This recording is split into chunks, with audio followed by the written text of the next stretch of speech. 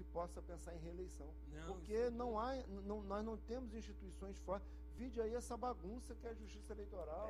Não tem meios de controlar o excesso da máquina no processo eleitoral. O cara vai através de o cargo liminar, legislativo, isso acontece menos do que o cargo legislativo, Cláudio, o cargo legislativo, o que eu acho é o seguinte: a gente precisa reduzir a possibilidade do cargo legislativo ser gerador de receita, entendeu? Esse é o meu grande, entendeu? Enquanto isso acontecer, fica difícil de você... Você pega, por exemplo, a Câmara de São Paulo, por exemplo, 68% dos projetos da Câmara de São Paulo foram projetos inúteis, do São Paulo, município de São Paulo, né? Município do tamanho daquilo, 68%. Pô, caramba, se isso acontece no município, como no município, né? Tu imagina os outros municípios. E aí, você pegar uma estrutura, por exemplo, o governo Lula. Eu estava vendo uma informação, Cláudio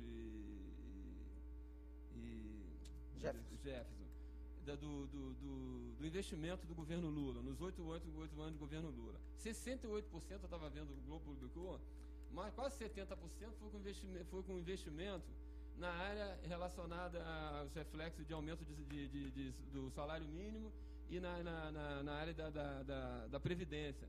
Só 10% houve investimento em saúde e educação somados nos últimos 8 anos do governo Lula, foram em saúde e educação. Por exemplo, você pega, por exemplo, o Brasil, dentro do hemisfério sul, a relação per capita de investimento em saúde e educação é a menor de todos os países. Então, por exemplo, quando a gente gasta, por exemplo, $2 por habitante em educação, o Chile gasta 5. Então, eu não sei se a gente consegue mudar essa relação se aproximando de José Sarney no início do governo, entendeu, gente? Essa é uma pergunta que eu gostaria que vocês me ajudassem a responder. Porque, Jefferson, quando você falou, só uma observação antes de você completar, você falou em círculo vicioso. Se a gente analisar o crescimento do Brasil ao longo da última década, em países do mesmo porte econômico dele, você citando aí talvez os países do BRIC, o grupo do G20, ele foi o que cresceu menos. Na América Latina, segundo dados de 2009, ele só cresceu mais que o Haiti, que estava em guerra civil. Então, o problema todo é o seguinte, em que condições nós estávamos há 20 anos. Porque assim, quando você pega só a frase, porque cresceu menos, dos BRICS foi o que cresceu menos e tal. A questão é saber assim, como nós estávamos há 20 anos e o que aconteceu com o Brasil nos últimos 16 anos. Não quero nem me ater só no governo Lula, não, porque eu acho que foi, eu faço parte desses 87%, que acho que foi. É claro que a gente não espera o governo perfeito. A gente já tem maturidade para saber que esse paraíso na Terra não existe, né? Não há nenhum governante que vá atender a todas as demandas da sociedade. Isso é uma utopia que, na verdade, não ocorre. Agora, se você pegar nos últimos 16 anos, você vai ver que o Brasil realmente passou por um avanço muito, muito forte. As pessoas mais jovens talvez não se recordem, há pouco mais de 20 anos, nós tínhamos uma inflação de 3% ao dia. Agora, nós estamos vindo aí de um ciclo que a média de inflação é de 4,5%, 4,7% ao ano. E nós tínhamos uma inflação de 3% ao dia.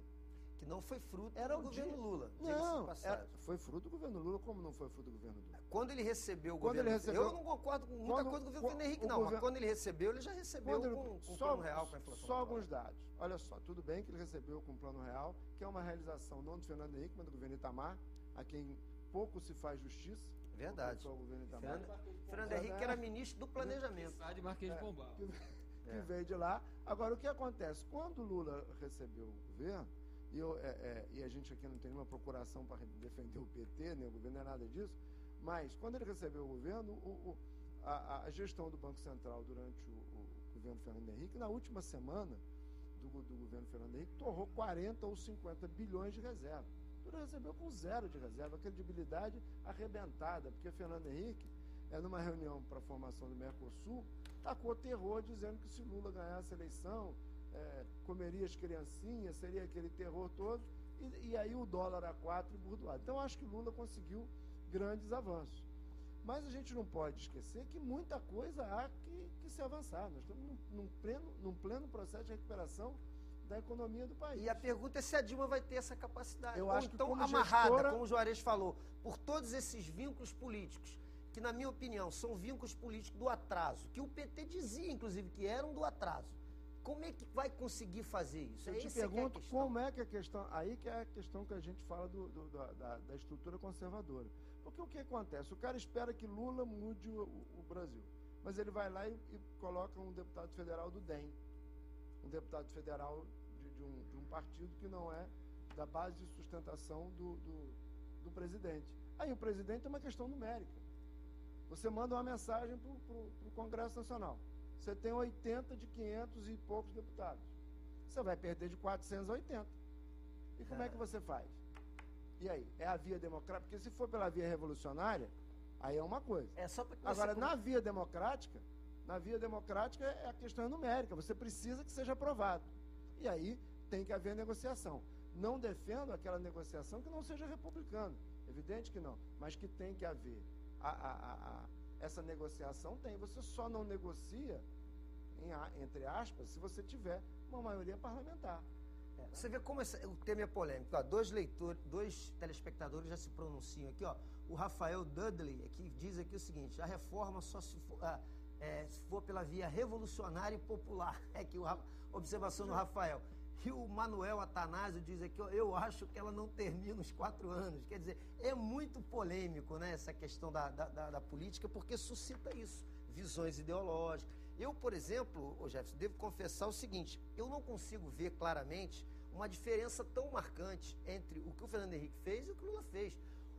Você enxerga ali, o Lula pegou os programas sociais e destinou uma quantidade maior de recursos para os programas sociais. Isso foi importante, que possibilitou que tirasse realmente da pobreza 18 a 20 milhões de pessoas. Através de quê? De transferência de renda, não distribuição de renda. O país cresceu, continuou crescendo sem distribuir renda. Porque se você analisar a coisa pelo ponto de vista de um economista, transferir renda é diferente de distribuir, porque que foi o que o governo fez.